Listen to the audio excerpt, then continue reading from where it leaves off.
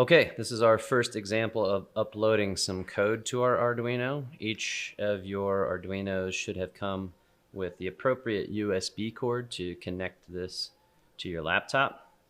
I'm gonna unwind this bit and tuck this into the Arduino side, and then bring this over here and plug this into any USB port on your laptop.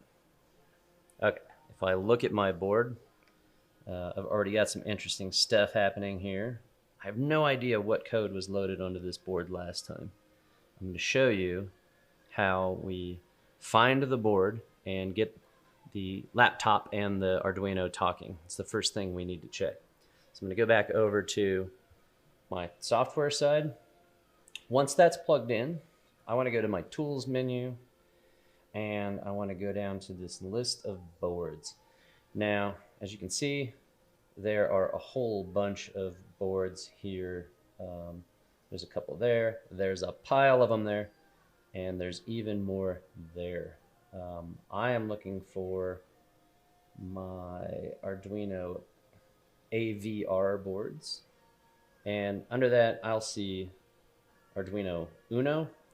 Now, if we go back to looking at our red board, this is the SparkFun red board technically. It's not in that list. There is an Arduino Uno, but as I mentioned, these are essentially clones of each other. And so in the Arduino environment, it's just as likely that we're going to see Uno work for the red board.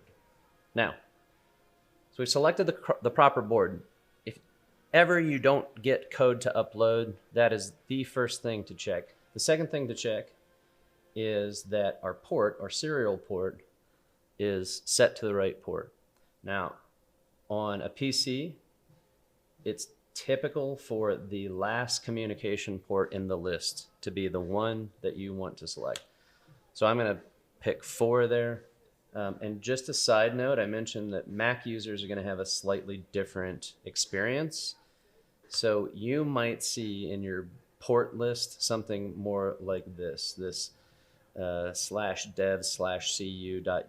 serial, and then some sort of alphanumeric code for what that is. Try any of those, all of those, until you get the Arduino to accept the code upload. So when I say accept the code upload, this is a standard code. We'll come back into it in a couple of minutes because this is actually our first bit of lesson code today. I just want to show you first of all how I get this to upload to the board. There is an upload button, haha. And if I have selected the right board and the right communication port, I should just simply be able to hit upload, and then I'm going to switch back to the view of the Arduino really quick because you're going to see some fun flashy lights. Are we uploading? It is compiling the sketch. It is talking to the board. Sometimes your first upload might take a few seconds. I want you to watch these little LEDs right here. You can do it.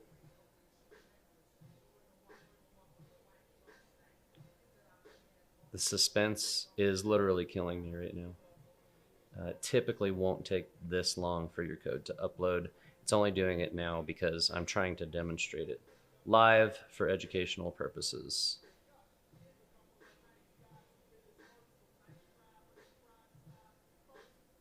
Oh, it's so slow. I apologize. This might be an effect of the... Oh, there we go. Look. Flashy, flashy. Okay. Weird. That code is called blink. And suddenly there's an LED blinking on my Arduino board. I'm going to try uploading it again and just see if that's going to take that much time every time. And I'll sing you a song or something. Now, see, that happened pretty much instantly. There we go.